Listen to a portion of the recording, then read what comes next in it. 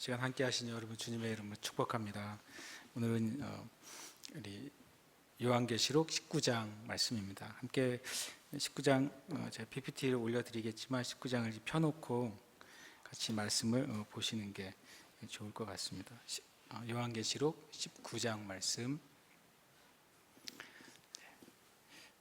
찾으셨으면 또 앞에 프레젠테이션을 보시기도 하시고 같이 함께 말씀 읽겠습니다. 이 이후에 내가 들으니 하늘에 허다한 무리의 큰 음성 같은 것이 있어 이르되 할렐루야, 구원과 영광과 능력이 우리 하나님께 있도다. 그의 심판은 참되고 의로운지라. 음행으로 땅을 더럽게 한 큰 음녀를 심판하사 자기 종들의 피를 그 음녀의 손에 갚으셨도다 하고, 두 번째로 할렐루야 하니 그 연기가 세세토록 올라가더라.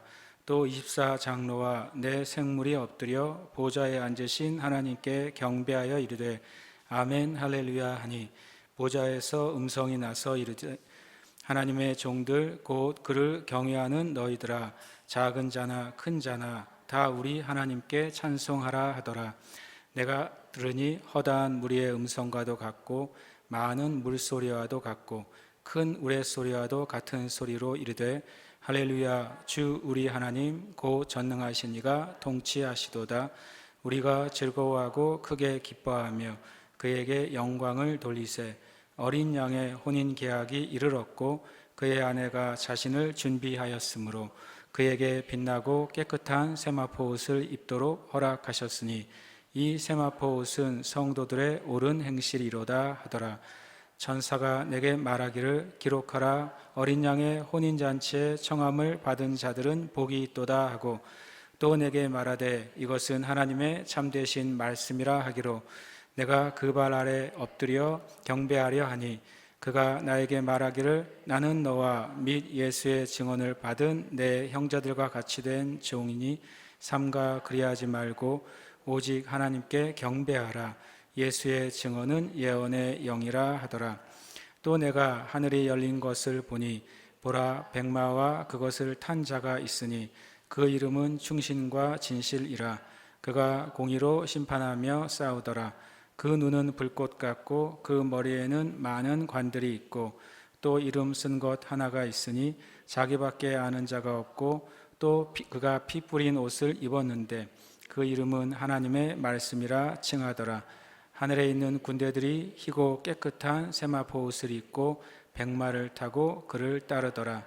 그의 입에서 예리한 검이 나오니 그것으로 만국을 치겠고 친히 그들을 철장으로 다스리며, 또 친히 하나님 곧 전능하신 이의 맹렬한 진노의 포도주 틀을 밟겠고 그 옷과 그 다리에 이름을 쓴 것이 있으니 만왕의 왕이요 만주의 주라 하였더라.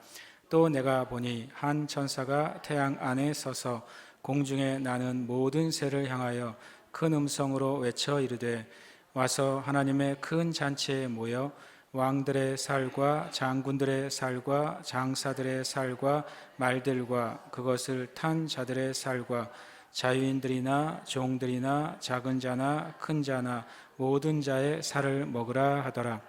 또 내가 보매 그 짐승과 땅의 임금들과 그들의 군대들이 모여 그 말 탄 자와 그의 군대와 더불어 전쟁을 일으키다가 짐승이 잡히고 그 앞에서 표적을 행하던 거짓 선지자도 함께 잡혔으니, 이는 짐승의 표를 받고 그의 우상에게 경배하던 자들을 표적으로 미혹하던 자라.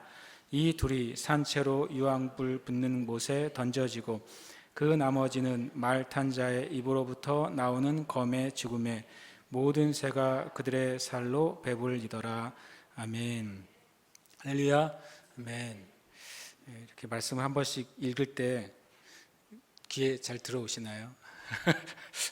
어떨 때는 말씀을 읽을 때 말씀이 그 눈과 귀에 잘 들어올 때가 있고, 어떨 때는 말씀은 말씀이고 나는 나일 때가 있고 있는데, 특히 계시록의 말씀은 한 번에 눈과 귀에 잘 들어오지 않는 경향이 좀 있는 것 같아요. 그런데 또 계속 이것을 말씀 여러분이, 왜냐하면 계시록 1장 3절에 예언의 말씀을 읽는 자에게 복이 있다고 그랬거든요.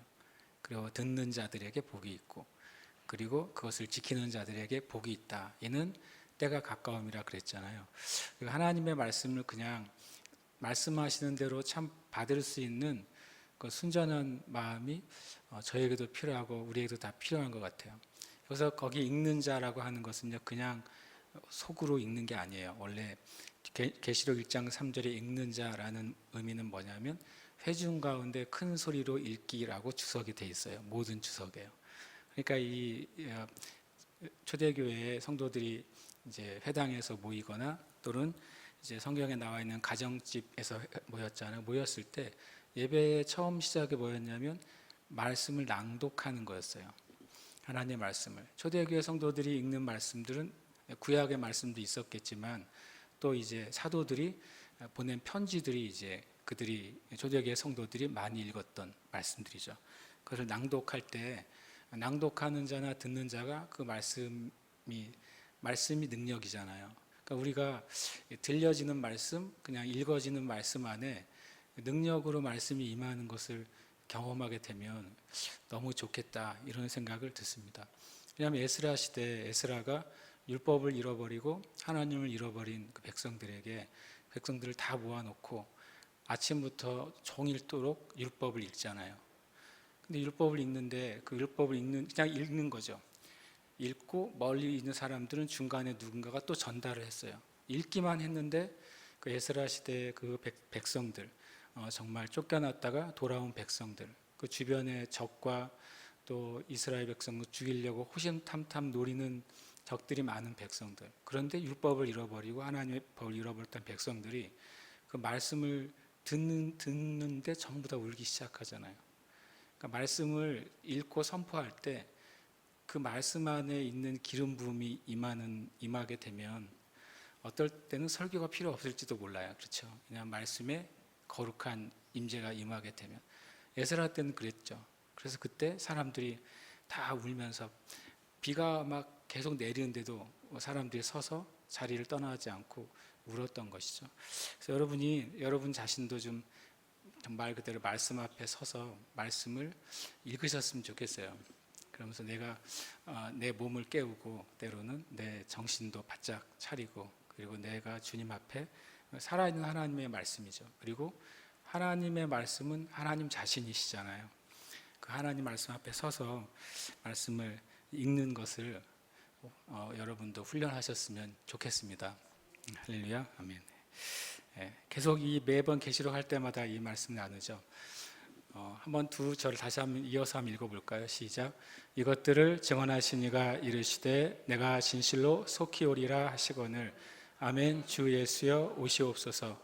주 예수의 은혜가 모든 자들에게 있을지어다. 아멘. 여기 있는 분을 한 분을 불러서 계시록의 목적을 설명하라고 그러면 하시겠죠? 계시록의 목적은 두려움을 주려고 하는 것이 아니라 주님이 오시겠다는 것을 우리가 믿게 하기 위해서예요. 그 오시는 것이 실은 심판을 위해 오실 뿐만 아니라 믿는 자들에게는 뭐죠? 눈물을 씻겨주시고 그리고 믿는 자들이 받았던 환난과 고난과 그 믿음의 인내에 대해서 상을 주시기 위해서 오시잖아요. 계시록의 첫 번째 목적은 주님이 모든 것을 공의롭게 심판하시고 보상하시기 위해서 오신다. 그 사실을 믿게 하기 위한 거예요. 계시록 읽고서 괜히 이상한 것에 마음이 빼앗기면 잘못 읽은 거예요. 계시록 읽고 나서 어떤 느낌이 있어야 되냐면 진짜 주님이 오시는구나 라고 계시록 읽을 때마다 마음이 심장이 부풀어 올라야 돼요. 주님이 오신다는 소망 때문에. 여러분 계시록을 읽을 때 그러십니까? 그러면 우리가 기분 나빠질 때 무슨 책을 읽어야 되겠어요? 계시록 읽어야죠. 왜냐하면 가슴이 터질 듯이 소망으로 가득 찰 테니까. 원래는 계시록이 그러라고 쓴 거잖아요. 고난받는 그 소아시아에 있는 그 성도들에게 1차적으로는 요한 사도가 쓴 것이죠. 그들이 용기를 얻고 고난과 환란이 있지만 로마라는 대제국이 핍박하고 그리고 또 유대인들이 핍박하고 거짓 선지자들이 속이지만 결국 주님이 오셔서 온전한 심판과 공의를 세우실 것이다. 결국 믿음의 인내를 끝까지 지킨 성도들에 대해서 칭찬하시고 그것을 회복하실 것이다. 이것을 초대교회 성도들이 계시록의 말씀을 들었을 때 두려워 떨었겠어요. 재앙이 있으면 어떨까 그랬겠어요? 아니죠. 그들이 소망과 하나님을 찬양하는 것으로 가득하게 됐을 거예요. 그러니까 우리가 오늘부터 기분 나쁜 일 있으면 어디를 읽자? 계시록을 읽어서 기분이 좋아져야 되는 것입니다. 아멘. 그렇게 하시길 축복해요. 우리나라 초대 교회 많은 믿음의 선진들이요. 제가 어떤 거룩한 독서인가 그런 책을 읽을 때 봤더니 이름을 제가 좀 정확히 기억을 못 하는데 우리가 많이 알고 있는 믿음의 대한민국 이후에 교회를 세운 많은 하나님의 종들이 매일 계시록을 읽었다는 기록이 있어요. 매일 계시록을 하루에 한 번씩 읽었대요. 매일 한 장씩이 아니라 하루에 한 번씩. 그 제가 그 책의 내용을 보면서 이것이 진짜 실화야? 이런 생각이 들었어요. 근데 거기에 보니까 정말 인물의 이름이 나와 있고 그 고백이 나와 있더라고요. 매일 아침에 일어나서 계시록을 처음부터까지 입으로 낭독하면서 주님 오십시오. 이렇게 날마다 준비됐다 그래요. 그런 분들이 있어서 대한민국의 교회의 부흥의 초석이 놓여진 거죠. 저와 여러분이 대한민국의 새로운 부흥의 초석을 놓는 사람이 함께 되시길 축복합니다. 그리고 두 번째 목적은 뭡니까? 주님이 오실 때까지 우리가 핍박 가운데 있는 게 아니라 고난과 환난이 교회의 주제가 아니라 뭐가 주제라고요? 주님의 은혜 가운데 교회가 주님이 다시 오실 날을 바라보게 될 거라는 게 계시록의 주제예요. 주 예수의 은혜가 모든 자들에게 있을지어다. 이것이 계시록의 결론이거든요. 그러면 주님 오실 때까지 우리는 정말 주님의 은혜가 우리에게 있구나. 계시록에 수많은 재앙들이 있지만 마치 그 출애굽 때 10가지 재앙 가운데 고센 땅에 있는 유대인들은 히브리인들은 놀랍게도 하나님의 보호 가운데 있었잖아요. 그것처럼 실은 마지막 때도 주님의 큰 재앙이 심판받아야 될 이 땅의 영역들, 심판받아야 될 마귀의 영역들 가운데 임하죠. 그러나 하나님의 보호하심이 있다고 성경은 분명히 말씀하고 있고, 그래서 계시록의 두 번째 주제는 주 예수님의 은혜가 마지막 끝날까지 하나님의 진정한 교회와 성도들 가운데 있다. 이걸 알려주려고 하는 것이 계시록의 목적이에요. 아멘이십니까? 이 목적을 잃어버리지 않아야 길을 안 잃어버립니다. 목적을 꼭 붙잡고 있어야 되는 것이죠. 저는 계시록을 서론 1장에서 5장, 그다음에 본론 6장에서 20장, 결론 21장에서 22장으로 나눕니다. 이 말을 다 알겠는데 왜 매일 보여주세요? 라고 말할 수도 있는데, 일반적으로 계시록 주석을 보면 대부분 서론이 1장에서 4장까지로 되어 있고, 그다음에 4장은 20장까지 되어 있기 때문에 저는 이제 조금 다른 관점을 가지고 1장에서 5장까지로 본다는 말씀을 드렸습니다. 지금까지 이렇게 이 내용들을 쭉 찾아왔죠. 본론의 내용이 이제 일곱인, 일곱 나팔, 일곱 대접으로 크게 이제 분류가 되고, 일곱 대접이 마지막 재앙이라고 성경에 나오죠. 마지막 재앙이 끝난 다음에 17장에서 20장까지가 음녀와 바벨론과 사단이 심판받는 내용이 나와요. 그걸 좀 살펴보면 17장부터 20장까지 음녀와 바벨론은 실은 같은 말입니다. 음녀는 바벨론이고 바벨론은 또한 음녀예요. 세상을 꿰는 자고, 또 마귀가 이 땅 가운데 세워놓은 어떤 영적인 마귀의 정부죠. 마귀의 왕국이 바벨론이고, 그 위에서 그것을 조종하는 어떤 영적인 세력을 음녀라고 볼 수가 있겠죠. 음녀와 바벨론, 사단이 심판받는데 17장에서는 음녀가 심판받는 내용을 다루고 있습니다. 18장은 바벨론의 심판을 다루고 있고, 19장은 어린 양의 혼인잔치와 함께 짐승과 거짓 선지자의 심판이 나오게 됩니다. 20장에는 천년왕국과 사탄의 심판이죠. 우리가 전에 봤던 것처럼 하나님의 삼위일체가 있는 것처럼 마귀가 삼위일체는 없으면서 하나님의 것을 본떴다 그랬죠. 그래서 사탄과 거짓 선지자와 짐승이 일종의 이제 마귀의 삼위일체라고 불려지는 것들인데, 이 마지막 때 그것이 다 심판받는다. 그것이 어떻게 보면 이제 계시록의 심판의 결론인 거예요. 결국엔 다 심판받는 것이죠. 그 사이에 천년 왕국이란 어떤 놀라운 하나님의 통치가 그 안에 들어가죠. 신학적으로나 계시록을 이해할 때 아주 큰 이슈 중에 하나가 666이고, 또 하나가 천년 왕국인 것 같아요.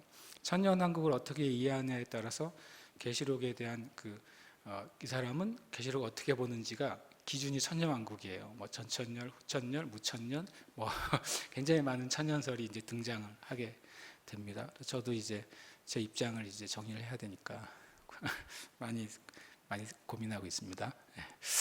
뭐 고민은 아니고 어떻게 나눌까를 생각하고 있어요. 어쨌든 오늘 이제 19장인데요. 이제 어린 양의 혼인 잔치와 이제 짐승과 거짓 선지자의 심판이 나오게 됩니다. 이제 오늘 말씀을 이제 1절부터 보기 전에 5번의 환상이 이 19장에 나옵니다. 그래서 이걸 한번 보셨으면 좋겠는데요. 큰 차원에서는 2번의 소리와 3번의 그 장면이 등장을 해요. 19장만큼 장면 전환이 많은 장이 없는 것 같아요. 왜냐하면 굉장히 뭔가 긴박하게 빨리 진행되는 것처럼 느껴지는 게 19장이에요. 첫 번째 2번의 소리가 나오는데요. 1절 한번 같이 읽어볼까요? 1절 읽겠습니다. 시작.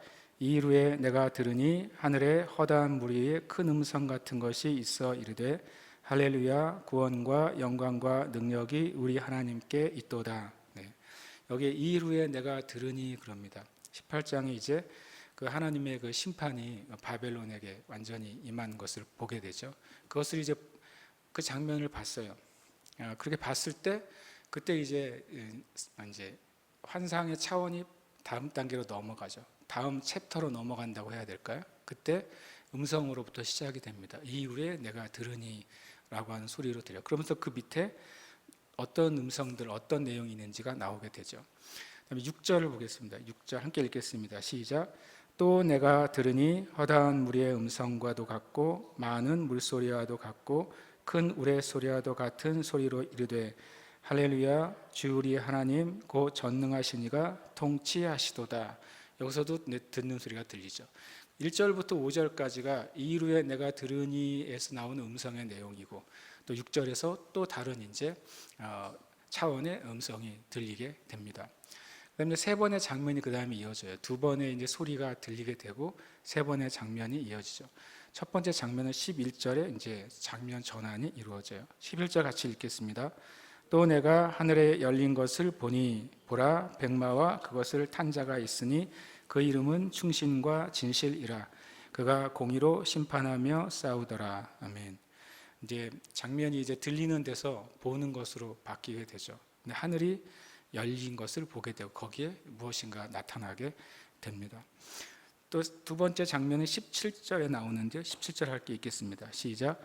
또 내가 보니 한 천사가 태양 안에 서서 공중에 나는 모든 새를 향하여 큰 음성으로 외쳐 이르되 와서 하나님의 큰 잔치에 모여라고 말하죠. 또 이제 하늘에 열려 있는 것으로부터 누가 나오고 그다음에 어떤 일이 벌어져요. 그다음 다시 또 보니까 이제 공중 가운데 어떤 이제 일이 벌어지는 것을 또 보게 되죠. 그다음에 이제 19절이 또 나옵니다. 19절 읽겠습니다. 시작. 또 내가 봄에 그 짐승과 땅의 임금들과 그들의 군대들이 모여 그 말 탄 자와 그의 군대와 더불어 전쟁을 일으키다가 이렇게 되죠. 이제 전쟁의 장면을 보게 되면서 그들이 이제 하나님께 패하고 예수님께 패하는 것이죠. 예수님께 패하고 심판당하는 장면을 보게 됩니다. 그러니까 계시록을 특별히 보실 때는 장면 전환이 이루어지는 문장들이 이런 식의 문장이에요. 이렇게 내용을 나눌 때 이후에 내가 들으니 또 내가 들으니 무엇을 보니 또 내가 보니 이런 식으로 장면 전환이 나와요. 이런 식으로 장면과 내용이 구별되는 게 어떤 책들일까요? 대부분의 예언서들이죠. 대부분의 예언서들은 하나님께로부터 들은 것, 본 것이 기록되어 있잖아요. 그래서 이런 단어들이 나올 때 이게 내용이 바뀌어지거나 장면이 전환되고 새로운 메시지가 시작이 되는구나라고 보시면 좋겠어요. 예를 들어서 복음서에서는 장면이 바뀔 때에는 장소가 바뀝니다. 어디를 나가사, 어디를 들어가시니 이런 식으로 해서 이제 복음서에서는 장소 중심으로 내용이 전환이 되죠. 근데 계시록이나 또 이제 구약의 선지서 같은 곳에서는 환상이고 예언이기 때문에 이런 장면들이 전환이 돼요. 그래서 이런 거를 우리가 좀 유심 있게 보면 처음에 제가 성경을 처음에 공부할 때는 이런 것만 나오면 마치 아유 걸렸다라고 하는 것처럼 아주 그냥 빨간색, 파란색, 노란색 엄청 많이 줄을 많이 쳐놨거든요. 나중에는 이제 제 마음에는 자 이거는 빨간색으로 해서 빨간 형광펜으로 막 이런 것만 줄을 막 디립다 쳐놔요. 막 계속 읽으면서 그것만 쳐놔요. 그럼 다음에 또 이제 어떤 거는 또 노란색으로 찐다고 노란색으로 막 쳐놔요. 한 몇 개월 지나면 무슨 색이 무슨 색인지 모르게 이제 왕창 칠해져 있는 거예요. 나중에 이제 야 이렇게 해가지고 내가 답이 안 나오겠다 그런 적이 여러 번 있어요. 그래서 나중에 이제 적기 시작한 거죠. 장명에 전환되는 거를 적고 정리하고 이렇게 했는데 요즘은 또 이제 그것도 이제 좀 지나가가지고 요즘 성시를 하나 새로 샀다고 말씀드렸잖아요. 새로 산 성경책에는 아무것도 표시하지 않기로 하고 성경책을 샀어요. 스스로에게 사면서 넌 여기다 아무것도 표시하지 마 이러고 샀는데 아무것도 표시하지 않는 게 더 힘들어요. 제 성향상. 그래서 지금 2개월째 잘 견뎌내고 있어요. 그래서 그러니까 표시를 하는 것도 좋지만 제가 말씀드리고 싶은 것은 그냥 말씀대로 우리 안에 담을 수 있으면 너무 좋겠고, 그리고 어쨌든 말씀을 읽으면서 이런 어떤 흐름을 보면서 볼 수 있으면 훨씬 더 말씀을 이해하기가 좋겠죠. 그러면 이제 이 소리를 한번 제가 구분을 해봤어요. 첫 번째 소리는 이후에 내가 들었는데 그것이 어떤 소리냐면 하늘의 허다한 무리의 큰 음성 같은 음성이 나온 것이죠. 두 번째로는 24장로와 네 생물이 하는 소리가 들린 거예요. 그 다음에 5절에 보면 보호자에서 음성이 나오죠. 그러니까 9장 1절에서 이 5절까지는 그 주체의 소리가 요한에게 들린 거예요. 허다한 무리의 음성, 24장로의 생물, 그 다음에 보호자. 요 1절, 4절, 5절 보면 뭐가 보이세요? 뭐가 보이시기를 축복합니다. 수가 자꾸 줄어들죠. 허다한 무리는 엄청 많죠. 그 다음에 확 줄어서 24가 되죠. 그 다음에 보호자는 하나잖아요. 이런 걸 보면 이제 계속 눈으로 쳐다보죠. 저는 성경을 볼 때 눈으로 많이 봐요. 계속 보다 보면 이게 마치 이제 집중을 하게 만들어주죠. 하늘의 허다한 무리가 어떤 얘기를 해요. 그렇구나. 그런데 더 집중된 24명의 장로가 그것을 하죠. 그리고 보좌에서 음성이 흘러나와요. 그러면 그것은 나중에 또 살펴보겠지만 같은 메시지를 하고 있어요. 놀랍게도. 근데 그것이 계속 마치 어떤 깔때기처럼 모아져서 바로 이것이 중요한 거야 라고 말씀해 주는 것처럼 우리에게 말씀하고 있죠. 그리고 이 구조는 가만히 보시면 말씀 읽다 보면 어디가 장면이 떠오르게 되냐면 요한이 계시록 4장에서 하늘로 올라가죠. 이리로 올라오라 라고 소리가 들려요. 그 순간 요한이 이 땅에서 하늘의 차원으로 완전히 올라가 버립니다. 입신이 일어난 거죠. 아마 열린 환상일 수도 있고 입신일 수도 있어요. 그때 본 장면이 누구예요? 뭐예요? 보좌와 그 주변의 24장로와 허다한 천사들의 찬양의 무리를 보게 돼요. 실은 계시록 19장은 다시 계시록 4장의 장면으로 돌아가는 거예요. 그래서 성경은 계속 눈으로 보고 우리의 영으로 계속 그 보여진 것을 우리의 영으로 상상해야 돼요. 없는 걸 상상하는 게 아니라 성경에 쓰여진 것들 내 마음에 그려야죠. 그러다 보면은 말씀들이 어떻게 이어지는지를 우리가 깨닫게 되죠. 전 19장 1절부터 5절까지 보면서 이게 처음으로 돌아가잖아요. 그 말은 뭐예요? 끝이 나는구나 그거예요. 성경은 뭔가를 좀 말씀하시고 돌고 많은 사건이 있다가 처음으로 돌아가면 결론이 나는 거거든요. 그래서 19장을 보면 이제 진짜 이제 결론이 나기 시작하는구나라고 짐작을 할 수 있게 해줘요. 첫 번째 그 소리들을 통해서. 두 번째 소리가 이제 6절에 나오죠. 또 내가 들으니 허다한 무리의 음성과도 같고 많은 물소리와도 같고 큰 우레 소리와도 같은 소리로 하면서 그 소리가 들려요. 그러니까 허다한 무리의 음성, 그 다음에 많은 물소리의 음성, 그 다음에 큰 우레 소리와 같은 소리죠. 세 가지가 한 소리인데 이렇게 들으면 많은 무리의 음성 같고 저렇게 들으면 많은 물소리도 같고 이렇게 들으면 또 큰 우레 소리도 같다고 느껴져요. 구약에서 이런 식으로 나오는 음성은 이런 소리죠. 이 소리는 뭐죠? 어떨 때 소리가 이런 소리가 들려요? 구약을 한번 머릿속으로 한번 쫙 스캔하시면 언제 나오죠? 대부분 하나님의 영광이 임할 때 이런 소리가 들려요. 에스겔서에도 동쪽에서부터 하나님의 영광이 많은 물소리처럼 성전으로 들어오게 되죠. 그래서 계시록인 에스겔서나 스가랴서나 많은 그런 이제 구약의 예언서 안에 하나님의 영광이 임하는 것을 뭐 이렇게 많은 물소리, 큰 우레소리, 그리고 수많은 사람들이 뭔가 웅성웅성거리는 소리처럼 압도적인 소리가 임할 때 하나님의 영광이 임하는 거예요. 그러니까 이 두 번째 이 요한이 들은 소리는 하나님의 영광에 완전히 압도된 소리를 들은 것이죠. 그 다음에 이어서 이제 천사가 내게 말하기를. 이거 두 개는 뭘로 느낌이 느껴지세요? 이 6절의 소리를 들을 때는 이 세례 요한이 정말 정신을 못 차리고 듣는 거죠. 왜냐하면 엄청난 소리가 자기한테 들려오니까. 만약에 여기서 이렇게 여러분 혼자 있고 우리 이 교회 스피커로만도 만약에 소리를 맥시멈으로 올렸다고 생각해 보세요. 그 소리에 완전히 몸이 막 압도되잖아요. 근데 만약 하늘로부터 이런 소리가 들렸다고 생각해 보세요. 그럼 막 스피커 100개를 내 주변에 깔아놓고 이제 난 소리보다 더 크게 우리에게 아마 압박이 올 거예요. 그러던 차에 이제는 천사가 하니까 천사는 정신을 차리게 하는 것이죠. 마치 마태복음 17장에 보면 예수님과 세 제자가 변화산에 올라가잖아요.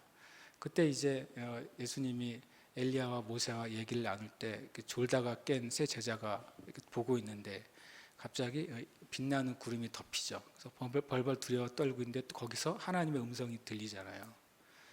그래서 제정신을 못 차리고 있는데 주님이 그들의 손을 대시면서 두려워하지 말라 그러잖아요. 정신 못 차리고 있을 때 주님을 딱 보니까 이렇게 뭐라고 되냐면 예수님 외에는 아무것도 없었다라고 말씀하고 있어요.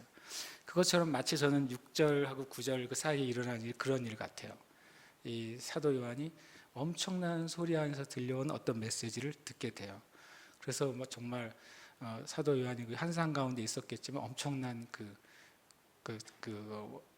장엄한 광경 가운데 들어갔겠죠. 근데 그때 천사가 딱 말할 때 정신이 바짝 들어오는 거죠. 그러면서 천사의 메시지를 듣게 됩니다. 그다음에 장면이 또 이렇게 바뀌게 됩니다. 장면이 그다음에 이제 내가 하늘이 열린 것을 보니 보라 백마와 그것을 탄 자가 있다. 그러면서 이제 그 하늘로부터 백마와 그것을 탄 자가 쫙 내리는 거죠. 계시록 그림에 보면 이 그림 되게 많아요, 그죠? 주님이 예수님처럼 보이는 분이 멋지게 얼굴도 꼭 젊은 연예인처럼 생긴 얼굴을 가진 예수님이 멋있는 금발을 날리고 왕관을 쓰고 백마 타고 내려오시고 뒤에 엄청나게 날개 날린 흰 말들이 막 천사들이 그냥 뭐 한도 끝도 없이 있는 장면들 많이 보셨죠? 그게 실은 이 사도 요한이 본 장면이죠. 그러나 아무리 멋있게 묘사를 해도 사도 요한이 그럴 거예요. 실제 있으면 내가 본 거하고는 게임이 안 돼 그럴 거예요. 사도 요한은 정말 놀라운 장면을 본 것이죠. 하늘이 열리고 그 하늘로부터 백마와 그 탄자로서 주님이 임하시고 그 뒤에 엄청난 하늘의 천군들이 오고 있는 거죠. 정말 이거는 정말 사도 요한은 이 장면을 계속 보고 있고 싶지 않았을까 하는 생각도 제가 들어요. 그것을 보면서 거기서 이제 메시지와 사건이 벌어집니다. 그 다음에 두 번째 장면은 또 내가 보니라고 합니다. 한 천사가 태양 안에 서서 무엇인가를 선포하는 장면을 보게 되고 그것은 곧장 이제 전쟁을 예고하는 소리가 됩니다. 그리고 19절에 어떻게 보면 마지막 전쟁 중에 하나가 되겠죠. 내가 보매 그 짐승과 땅의 임금들과 그들의 군대들. 이 세 종류는 세 종류라고 제가 말해야 되겠는데 마귀가 이 땅 가운데 풀어놓은 자신의 세력들이죠. 그것을 언제부터 풀어놨습니까? 아주 고대로부터요. 인간이 타락한 이후부터 지금까지 이 짐승과 땅의 임금들과 그 군대들이 세상을 어지럽히고 죄를 확장시키고 특별히 하나님을 대적하고 믿는 자들과 교회를 핍박한 그 장본인들이죠. 그러나 얘네가 본질은 아니에요. 사단이 뒤에 있으니까요. 그래서 얘네들이 심판을 받은 다음에 그 다음에 사단이 20장에서 심판을 받게 되는 것이죠. 19장 끝에서 심판을 받게 돼요. 이렇게 이제 두 개의 소리와 세 개의 장면으로 이 요한계시록 19장은 구성이 된다. 이렇게 먼저 머릿속에 그 개념을 가지고 몇 절 좀 오늘 좀 나눠 보도록 하겠습니다. 그 다음에 이제 5번의 환상, 이 세 번의 장면을 제가 정리를 해봤어요. 그래서 소리는 허다한 무리들의 소리, 24장로와 생물의 소리, 보좌의 소리, 허다한 물이 많은 물의 소리와 같은 하나님의 영광의 소리, 그 다음에 천사의 소리. 세 가지 장면은 백마와 그것을 탄 분, 예수 그리스도시죠. 태양 안에 한 천사, 이제 큰 전쟁을 예고하고 있고, 짐승과 땅의 임금들과 그들의 군대가 전쟁을 준비해서 위에 있는 백마와 그것을 탄 자하고 한판 붙지만 결국에 심판받게 된다라고 하는 장면이 이제 19장의 전체 내용이라는 걸 이렇게 한번 살펴볼 수가 있습니다. 1절부터 보겠습니다. 1절에 보면 이후에 내가 들으니 하늘에 허다한 무리의 큰 음성 같은 것이 있어 이르되 할렐루야 구원과 영광과 능력이 우리 하나님께 있도다. 그의 심판은 참되고 의로운지라. 음행으로 땅을 더럽게 한 큰 음녀를 심판하사 자기 종들의 피를 그 음녀의 손에 갚으셨도다 하고, 이걸 제가 보면서 19장은 어떻게 보면 할렐루야의 장이에요. 할렐루야의 장. 또 오늘은 이제 정리를 좀 하게 되네요. 정리를 좀 해봐야 돼. 19장에 얼마나 제가 할렐루야 장이라고 왜 이름 붙였냐면 계속 할렐루야가 연신 터져 나오거든요. 1절에 할렐루야 구원과 영광과 능력이 이렇게 돼요.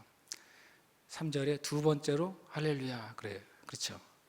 또 4절과 5절에 보니까 아멘 할렐루야. 5절에도 우리 하나님께 찬송하라. 하나님께 찬송하라를 한마디로 하면 뭐예요? 할렐루야죠. 그렇죠. 제가 이거 할렐루야 그냥 적어도 될 뻔했다 이렇게 생각한 문장이에요.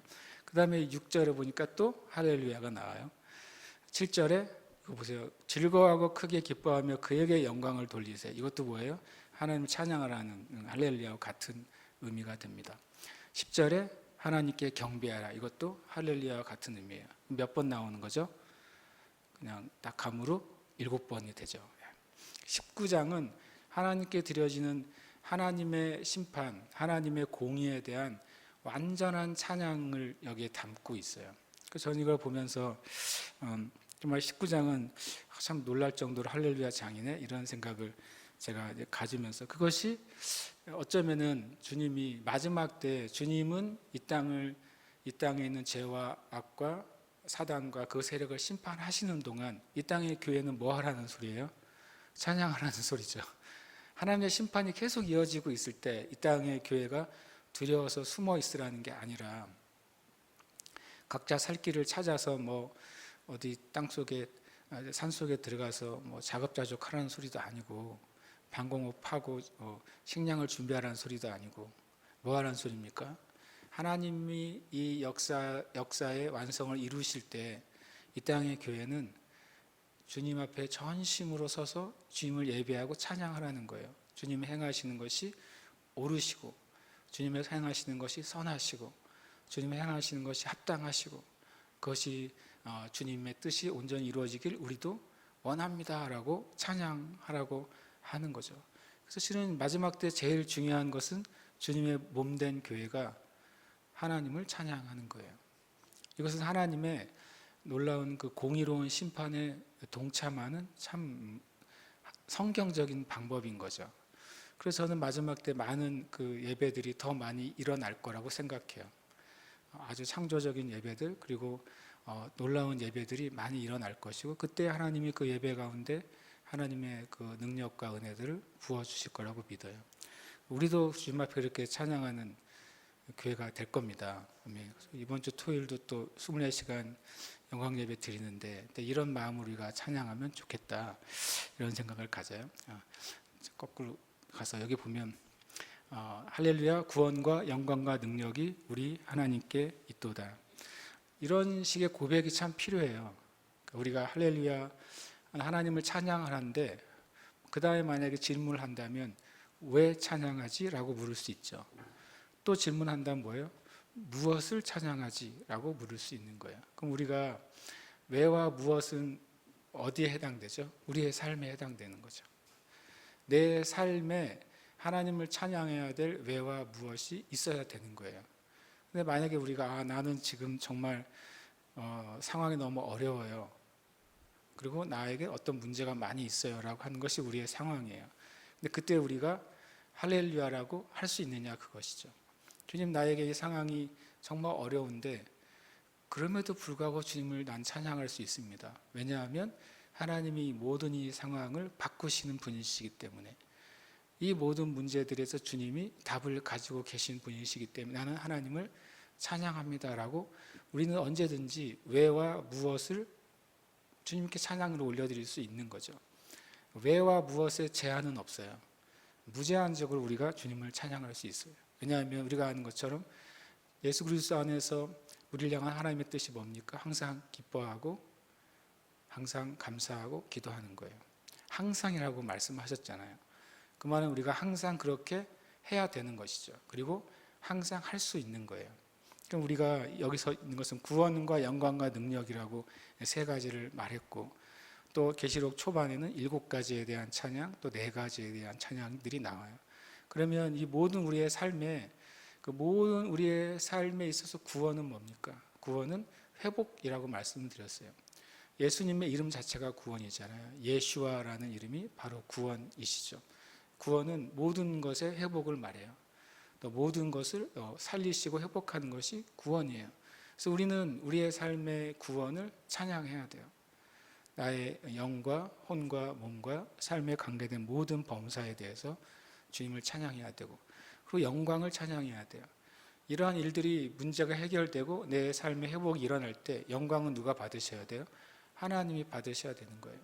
무엇인가 선하고 옳고 좋은 것이 일어난다면 그것은 분명히 하나님의 영광을 받으셔야지 우리가 영광을 받아야 되는 것이 아니죠. 그리고 능력도, 그 일이 일어나는 것에 대한 근원도 하나님께 있다는 사실을 우리는 고백해야 돼요. 그러니까 우리가 이 할렐루야, 이것은 이 심판을 사도 요한이 보고 나서 하늘로부터 그 음성이 들릴 때, 이 모든 하나님의 심판과 공의에 대해서 내가 할 수 있는 것은 뭐예요? 하늘의 찬양에 화답하는 거죠. 하늘은 허다한 무리들이 지금도 주님을 찬양하고 있다고 계시록 4장부터 말씀하고 있어요.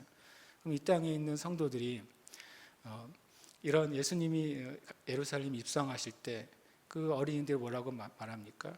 호산나, 가장 높은 곳에서 호산나 그러죠. 가장 높은 곳이 어디예요? 하나님의 보좌거든요. 참 놀랍게도 주님이 예루살렘 입성하실 때 그 어린아이들은 그 뜻이 정말 뭔지도 모르고 찬양했지만 가장 높은 곳에서 울려 퍼지는 찬양에 화답을 한 거예요. 왜냐하면 계시록 4장에 있는 하나님의 보좌와 주변에 있는 24장로, 네 생물, 헤아릴 수 없는 수많은 천군 천사가 영원부터 영원까지 하나님을 찬양하고 있거든요. 그것은 계속 지속되는 일이에요. 과거, 현재, 미래가 아니라. 그럼 이 땅에 있는 성도들이 1000년 전의 성도든 2000년 전의 성도든 지금의 성도든 혹 앞으로 주님 오실 때까지 어떤 성도들을 다 어디에 연결될 수 있는 거예요?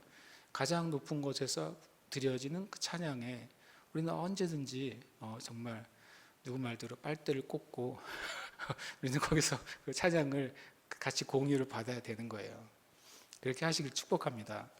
그래서 내가 어디에 있든지 저 하늘에 가장 높은 곳에 그 찬양이 울려 퍼지고 있구나. 그래서 그 소리가 내가 있는 이곳에 임하도록, 그 찬양이 내가 처한 상황에 임하도록 우리는 고백하는 거죠. 어떻게 고백해? 우리도 이렇게 고백하는 거예요. 할렐루야, 구원과 영광과 능력이 하나님께 있습니다.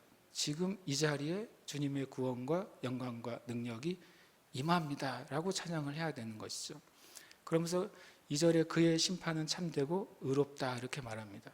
음행으로 땅을 더럽게 한 큰 음녀를 심판하사 자기 종들의 피를 그 음녀의 손에 갚으셨도다.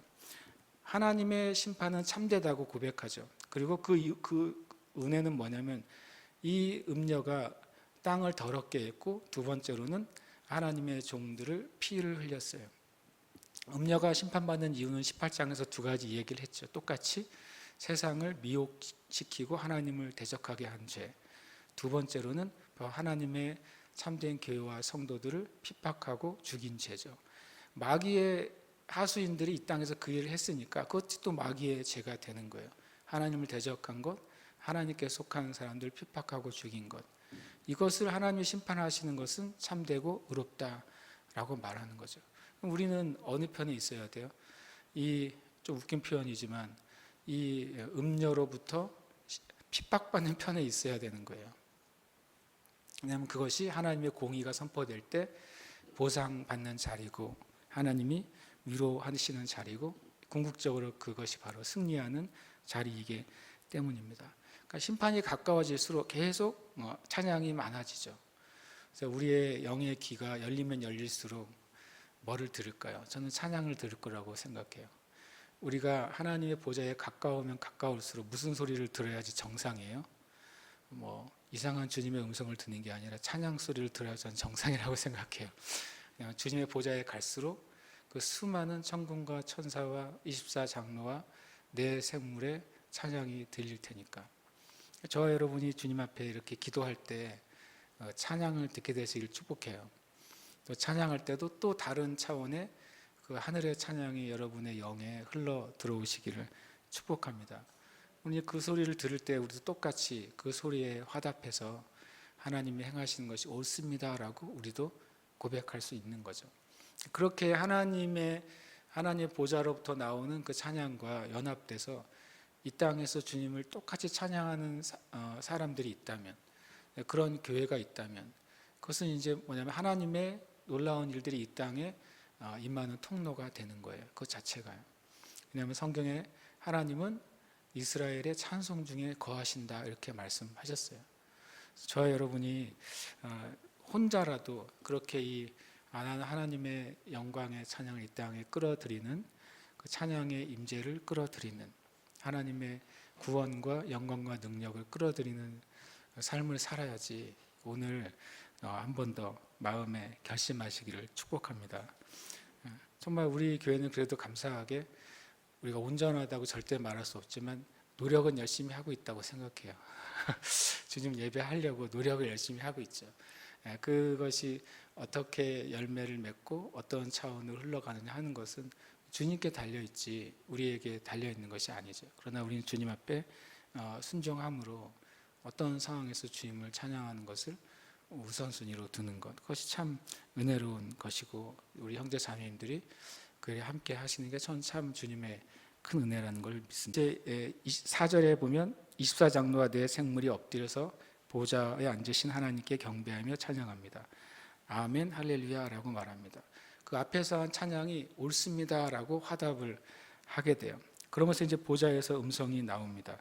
이르시되 하나님의 종들 곧 그를 경외하는 너희들아 작은 자나 큰 자나 다 우리 하나님께 찬송하라. 주님께 하나님께 찬송해라고 하는 것은 하나님의 종들은 하나님을 경외하는 작은 자나 큰 자나, 여기서 작은 자나 큰 자나라고 말하는 것은 나이가 많거나 어리거나 이렇게를 표현하는 것이 아니라 어떤 주님 앞에 쓰임 받는 데 있어서 어떤 큰 역사를 행한 사람도 있고 때로는 아주 평범한 인생을 사는 사람도 있을 수 있죠. 그리고 실제로 어른이나 아이나도 포함이 되는 거죠. 그러니까 모든 세대, 모든 사역을 통틀어서 그들은 다 하나님을 경외하는 자들은 다 누구라는 소리예요? 하나님의 종들이라는 것입니다. 그래서 저는 어떤 면에서는 이제 교회 목회자들을 하나님의 종이라고 하는데 이게 참 성경적이지 않는 문장일 수도 있어요. 구약에서는 하나님의 종들 그러면 왕이나 선지자나 또는 어떤 하나님의 특별한 임무를 받은 레위인이나 제사장을 말할 수는 있었죠. 그러나 신약에 와서 하나님의 종은 누가 하나님의 종이죠? 모든 그리스도인들이 하나님의 종이에요.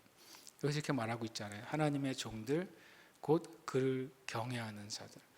하나님을 경외하는 자들은 다 하나님을 섬기는 하나님의 종들이죠.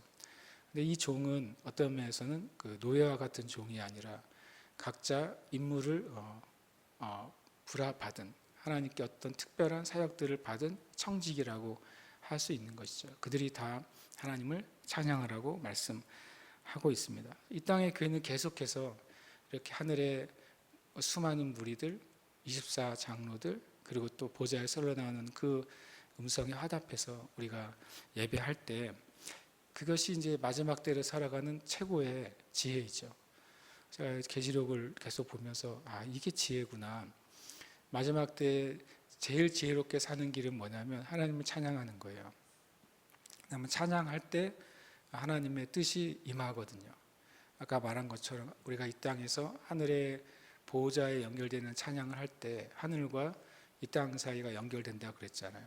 그러면 하늘로부터 이 땅에 하나님의 것들이 흘러내려오는 거죠. 하나님의 것들이 우리에게 놀라운 하나님의 뜻과 계시도 내려올 것이고 하나님의 능력과 하나님의 역사도 내려오게 되는 것입니다.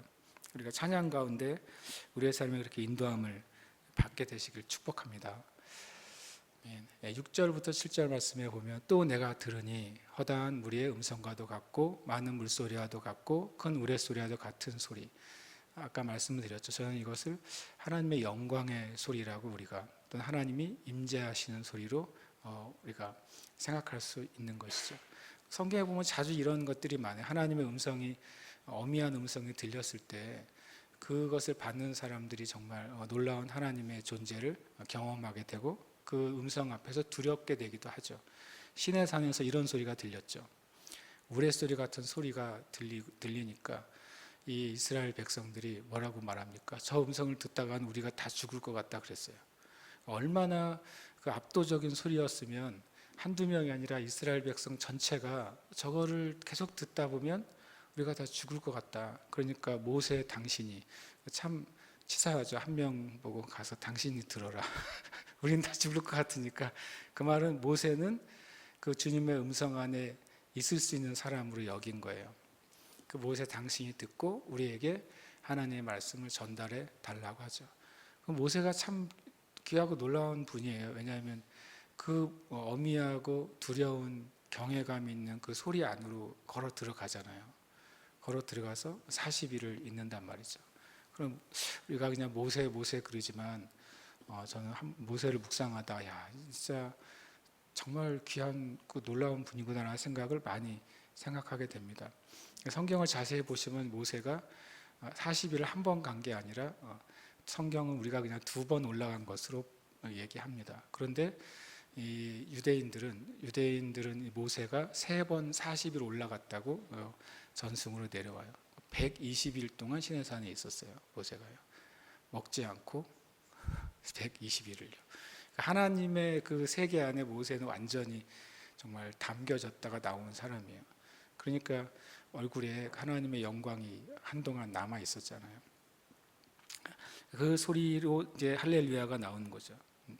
이 하나님의 영광의 소리도 할렐루야예요. 주 우리 하나님 곧 전능하신 이가 통치하시도다. 그러니까 이 가장 놀라운 하나님의 영광과 임재는 무엇을 선포하냐면 하나님의 통치를 선포한다는 거예요. 그러니까 최종적인 찬양의 모습은 뭐냐면 바로 하나님의 통치죠. 우리가 하나님의 나라, 어떤 분은 이제 성경의 주제를 복음으로 설명하기도 하고 요즘 많이 또 새로운 이제 하나의 흐름은 뭐냐면 성경을 킹덤 오브 갓, 킹덤 오브 헤븐 해서 하나님의 왕국의 개념으로 창세기에서 계시록까지를 설명하는 흐름도 다시 많이 생겼어요. 둘 다가 필요하죠. 왜냐하면 하나님이 이 땅 가운데 세우신 에덴 동산은 피조세계에 세우신 하나님의 왕국이었거든요. 그것이 파괴됐고 그것이 회복되는 과정이 성경 전체의 내용이고 그 하나님의 왕국이 완벽하게 회복된 모습이 뭡니까? 그게 새 예루살렘의 모습인 거죠. 그래서 그 관점으로 봐도 성경은 창세기에서 계시록을 볼 수 있게 돼요. 당연히 이제 구원의 관점, 하나님이 만드신 형상이 파괴됐고 그것을 회복하시는 구원의 관점으로도 창세기에서 계시록까지 우리가 볼 수 있죠. 그런데 그 왕국이라는 것이 킹덤이잖아요. 네이션이 아니라 킹덤이죠. 하나님의 나라라고 한글 성경이 번역되어 있기 때문에 나라 그러면 항상 설교할 때 나라는 영토가 있어야 되고 국민이 있어야 되고 주권이 있어야 된다. 이걸 계속 얘기를 해요. 그런데 성경은 하나님의 나라를 네이션으로 영토와 주권과 국민이 있는 것 설명한 적이 단 한 번도 없거든요. 성경은 항상 킹덤이라고 말하고 있죠. 킹덤은 뭐예요? 킹덤은 다른 말로 하면 하나님의 다스림이에요. 킹덤은 하나님이 다스리시는 영역은 다 킹덤인 거예요. 하나님의 다스림 안에 있는 존재들은 다 킹덤인 거예요. 하나님의 다스림의 시간대에는 모든 것들은 모든 시간은 다 킹덤인 것이죠. 그러니까 이 킹덤은 공간에 제한되지 않아요. 킹덤은 사람에 제한되지 않아요. 킹덤은 어떤 권세에도 제한되지 않는 것이죠. 그래서 궁극적인 하나님에 대한 찬양은 뭐냐면요, 하나님의 다스림을 찬양하는 거예요. 저는 이 찬양이 굉장히 저 여러분에게 굉장히 파워풀한 고백이 될 거라고 생각합니다. 그걸 한번 입으로 한번 생각해 보세요. 할렐루야, 주 우리 하나님 곧 전능하신 이가 뭐 한다고요? 통치하시도다. 만약에 저 여러분의 어떤 문제가 있어요. 그 문제의 앞에 딱 놓고서 이 찬양을 해야 돼요. 할렐루야, 주 하나님 곧 전능하신 이가 주님 이 문제에서 주님이 통치하십니다. 우리 선포해야죠. 이 대적에 대해서 주님이 통치하십니다. 이 사건에 대해서 주님이 통치하십니다. 우리가 이것은 정말 최종적인 찬양이에요. 하나님의 통치는 세상에서 가장 강력한 거잖아요. 그렇죠? 가장 강력한 찬양이 되는 거죠. 하나님이 통치하십니다라는 찬양은 최종적이고 강력한 찬양이 되는 거예요.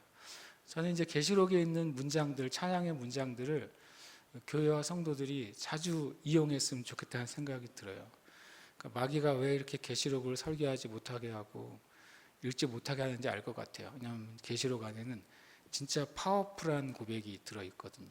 마귀가 들으면 정말 강아지가 꼬리를 안으로 집어넣잖아요. 쫄면은. 그것처럼 계시록의 찬양을 성도들이 고백하면 마귀가 정말 꼬리를 감추고 도망갈 만한 찬양이 계시록에 엄청 가득해요. 그래서 저와 여러분이 이것을 자주 활용하시길 축복합니다. 통치 다음에 뭐라고 합니까? 우리가 즐거워하고 크게 기뻐하며 그에게 영광을 돌리세. 어린 양의 혼인잔치 기약이 이르렀고 그의 아내가 자신을 준비하였으므로 라고 말씀하세요. 우리가 이 두 가지는 되게 중요하죠. 그리고 우리의 믿음의 생활에 중요해요. 그 말은 뭐냐면 주님이 통치하신다고 선포했으면 그 다음에 우리는 어떻게 살아야 돼요? 즐거워하고 기뻐해야 돼요. 그러니까 믿음의 고백이 있은 다음에는 우리는 실제로 주님이 그것을 이루신 것을 믿고 어떻게 해야 돼요? 기뻐하고 즐거워해야 돼요. 그것을 보여줬던 인물 중에 한 명이 사무엘의 어머니 한나죠. 하나님의 전에서 막 술 취한 여인처럼 막 중얼중얼 기도하니까 엘리 제사장이 술 취하지 말라고 하잖아요. 그랬더니 나는 마음이 괴로운 여자다. 내 마음에 있는 걸 주님께 쏟아낸 겁니다라고 말하죠. 엘리는 그 내용을 잘 모르면서도 제사장적인 축복을 그냥 했어요. 하나님이 너의 기도를 들어주시기를 축복한다고 했어요.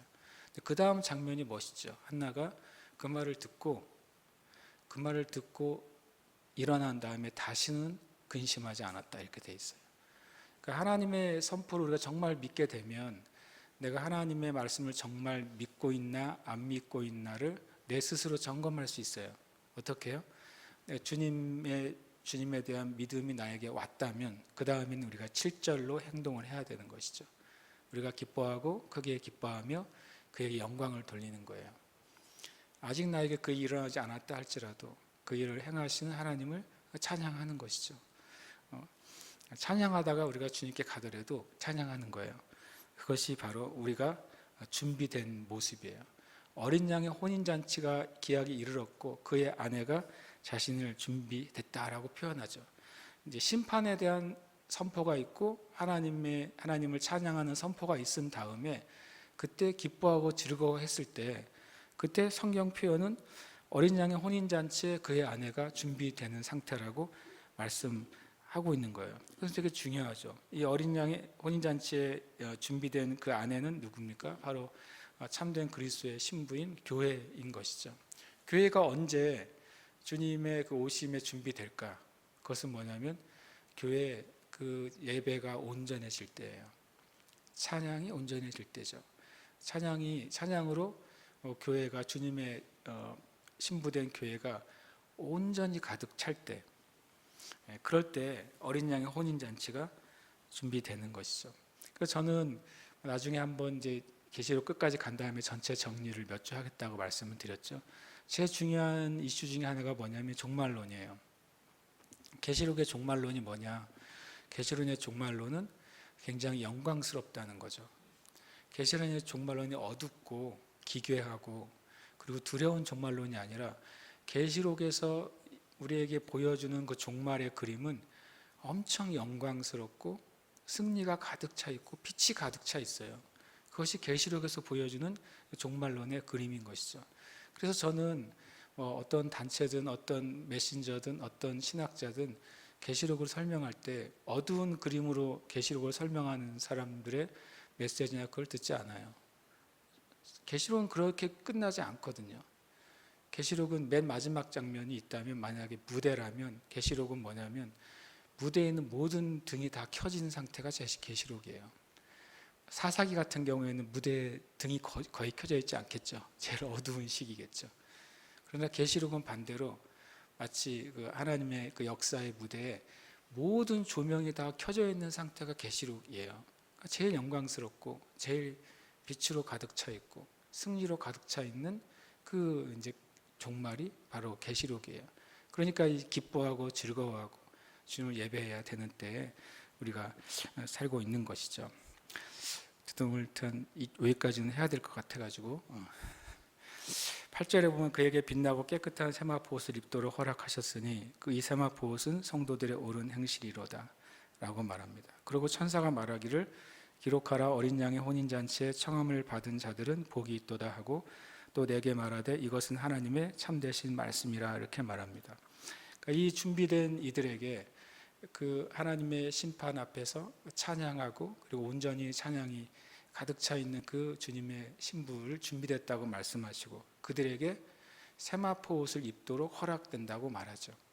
세마포 옷을 입도록 허락된 자들은 9절에 나와 있는 어떤 자들과 똑같이 어린 양의 혼인잔치에 청함을 받은 자들이 되는 거예요. 주님이 이미 우리에게 허락하셨죠. 의의 세마포 옷을 허락하셨고 우리를 초청하셨잖아요.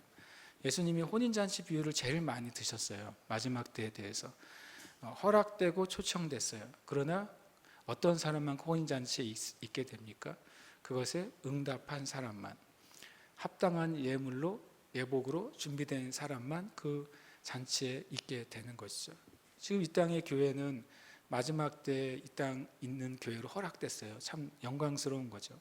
주님이 행하실 일을 볼 수 있는 증인으로 허락이 됐어요. 그리고 하나님 나라의 초청을 받은 우리들이죠. 우리가 주님 앞에 합당한 믿음으로 또 합당한 행위로 우리가 주님 앞에 반응을 해야 되는 거예요. 순종함으로 반응할 때 허락되고 청함 받을 뿐만 아니라 실제 혼인잔치 안에 들어가야 되는 것이죠. 미련한 다섯 처녀도 허락됐죠. 미련한 다섯 처녀도 또 청함을 받았어요. 그러나 마지막 순간에 준비되지 않았을 때 정작 혼인잔치가 벌어졌을 때는 들어가지 못하잖아요. 이 땅의 교회는 다 그렇게 허락되었고 청함을 받았습니다. 그래서 수많은 사람들이 교회 안에 있고 하나님은 또 교회 안으로 수많은 영혼들을 부르시죠. 그러나 결국에는 마지막 때는 주님의 응답하는 그 신부들만 그 안에 있게 되는 거예요. 에베소서 말씀해 보니 이 성도들의 옳은 행실에 대해서 이렇게 표현을 하고 있어요. 에베소 2장 10절에 보면 우리는 그가 만드신 바라 그리스도 예수 안에서 선한 일을 위하여 지으심을 받은 자다. 우리는 창조될 때부터 우리가 이 땅 가운데 오기 전부터 무엇을 위해서 부름받은 자들이라고요? 선한 일이요. 아까 세마포 옷이 성도들의 옳은 행실이라고 말했어요. 그러니까 우리는 순서가 정확하잖아요. 선한 일을 해서 구원받은 자들이 아니에요. 하지만 순서는 이렇게 돼 있어요. 에베소 2장 8절, 9절, 10절에 보면 너희가 그 은혜를 인하여 믿음으로 말미암아 구원을 얻었나니 그 다음에 예수 안에서 선한 일을 위하여 지으심을 받은 자라. 순서가 바뀌어지면 무조건 이단입니다. 첫 번째 뭐가 처음이라고요? 하나님의 은혜가 처음이죠. 그것을 믿는 것이 두 번째예요. 그 다음에 주님이 주시는 구원이 세 번째고 그렇게 하나님의 은혜를 믿고 구원받은 자들이 그들을 통해서 하나님이 이루실 선한 일을 하는 게 네 번째예요. 이 순서가 바뀌거나 순서가 하나라도 빠지면 그거는 이단이에요. 왜냐하면 에베소에서 명확하게 구원의 진리를 그렇게 말씀하고 있어요. 그래서 하나님 없는 선행은 마치 포도나무에 연결되지 않은 가지에서 맺힌 열매처럼 포도나무와 관계가 없는 거예요. 포도나무 가지가 포도나무에 연결된 후에 맺히는 열매라 그것이 포도나무의 열매죠. 우리가 예수 믿고 구원받은 다음에 주님을 위해 하는 선행이 진짜 하나님과 관계 있는 선행이 되는 거예요. 근데 우리는 하나님이 각자에게 하나님의 일을 위한, 하나님의 영광을 위한 선한 일이 우리에게 예비되어 있다고 하는 사실이 참 놀라운 말씀이죠. 디도서 2장 14절도 그것을 다시 한번 증언해 줍니다. 그가 우리를 대신하여 자신을 주심은 모든 불법에서 우리를 속량하시고 우리를 깨끗하게 하사 선한 일을 열심히 하는 자기 백성이 되게 하려 하심이라. 이 선한 일은 우리가 생각한 선한 일이 아니라 주님의 백성으로서 해야 될 하나님의 선한 일인 것이죠. 그것이 세워졌을 때 이 땅의 교회가 하나님 앞에 정말 허락되고 청함받은 그 자리에 있게 되는 거예요. 저 여러분에게 주님의 그 선한 일이 주어졌다는 게 얼마나 감사한지 모르겠어요. 왜냐하면 우리는 선하지 않거든요. 그런데 하나님 우리를 의롭다고 하시고 죄 없다고 하시고 그 의로운 자만 할 수 있는 선한 일 우리에게 주신 것이죠. 그것을 우리가 감당할 때 그것이 하나님 나라의 그 잔치에 참여하는 길이 되는 겁니다. 마지막 절을 우리가 여기까지 읽고 좀 기도하겠는데요. 내가 그 발 앞에 엎드려 경배하려 하니 그가 나에게 말하기를 나는 너와 및 예수의 증언을 받은 내 형제들과 같이 된 종이니 삼가 그리하지 말고 오직 하나님께 경배하라. 예수의 증언은 예언의 영이라. 참 되게 신비한 문장이에요. 알고 보면요. 이것을 이제 계시록을 사도 요한에게 전달해 준 존재는 천사죠. 계시록 1장 1절과 2절에 그것을 얘기해 주고 있으니까요. 하나님의 계시가 예수님에게 왔고 예수님의 계시가 천사에 왔고 천사에게 준 계시가 사도 요한에 왔고 사도 요한에 준 계시가 교회로 흘러가는 것이 이제 계시록의 흐름인데, 그러니까 사도 요한이 그 천사로부터 지금까지 수많은 계시를 다 받고 나니까, 그리고 결론이 너무너무 영광스러운 결론인 것을 듣고 보게 되니까 얼떨결에 그 발 앞에 엎드려 경배하려고 했어요. 너무나도 영광스럽고 또 감사하기 때문에. 그랬더니 이제 천사가 그것을 막으면서 나는 너와 및 예수의 증언을 받은 내 형제들과 같이 된 종이다. 이 땅에 있는 참된 교회와 성도들도 하나님의 종인 것처럼 천사들은 영적인 존재지만 종이라고 표현하죠. 그리고 오직 하나님께만 경배해라.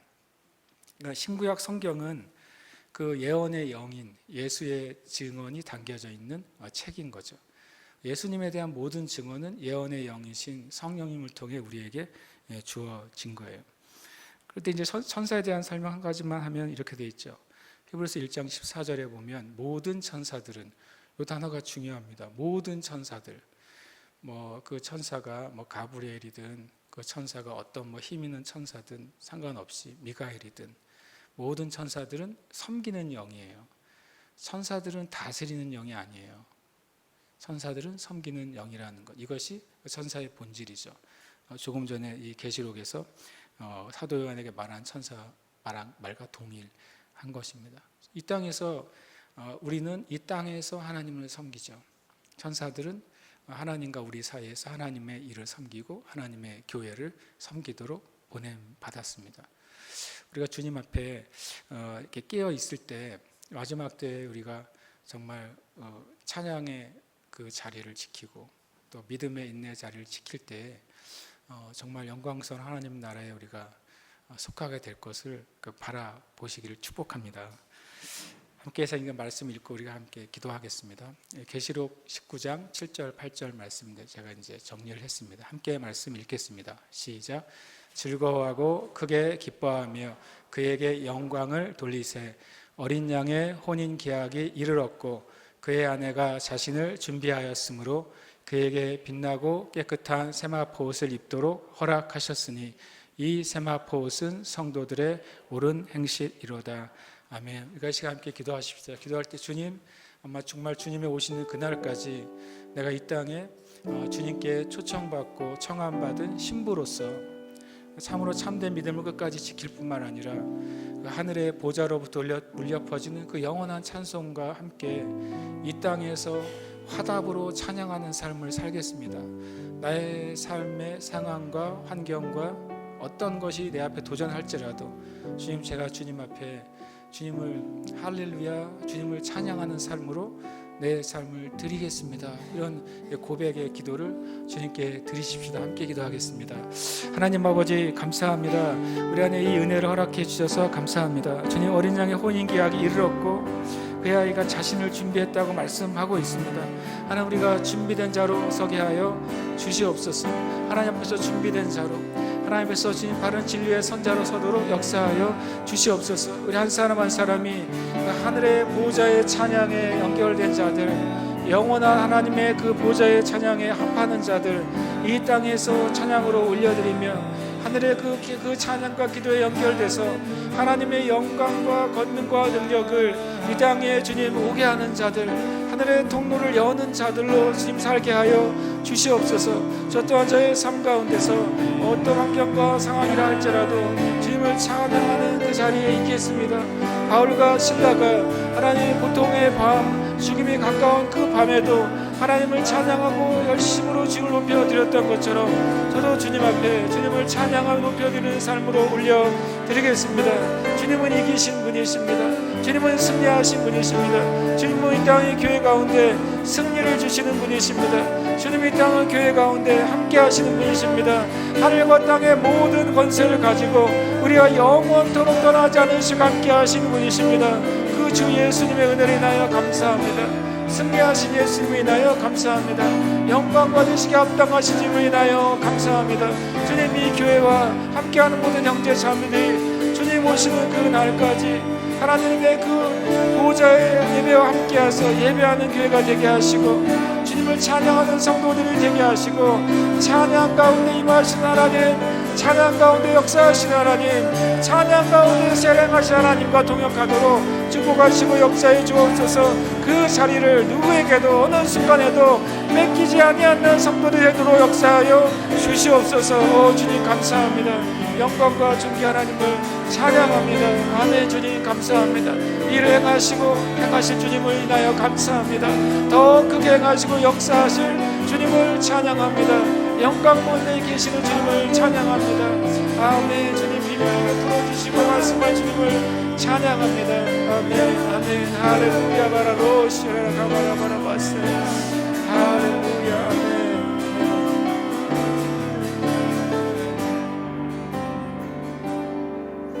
살아계신 주님 감사합니다.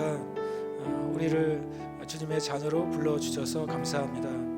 또 우리를 주님의 종으로 청지기로 불러주셔서 감사합니다. 이 땅을 살아가는 동안 주님 우리를 홀로 두지 않으시고 그 하늘의 영역에 연결되도록 은혜를 베풀어 주셔서 감사합니다.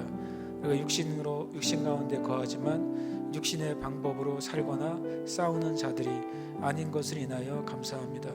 하나님 주님의 말씀대로 우리가 하나님의 그 나라를 볼 때에 항상 기뻐하게 하시고 항상 기도하게 하시고 항상 감사와 찬양을 주님께 올려드리는 그 삶으로 드려지게 하여 주옵소서. 오늘도 함께 하신 주님께 감사드리고 우리의 영에 말씀하신 주님께 감사드립니다. 이제는 우리 주 예수 그리스도의 은혜와 살아계신 하나님 아버지의 놀라우신 사랑하심과 성령님의 교통하심과 충만하시는 은혜가 함께 예배하는 모든 형제 자매들 위에 또한 이 교회 위에 이제로부터 영원토록 함께 있을지어다. 아멘. 아멘.